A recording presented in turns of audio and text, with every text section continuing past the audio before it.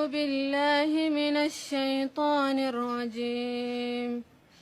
أمن هو قانت آناء الليل ساجدا وقائما يحذر الآخرة ويرجو رحمة ربه.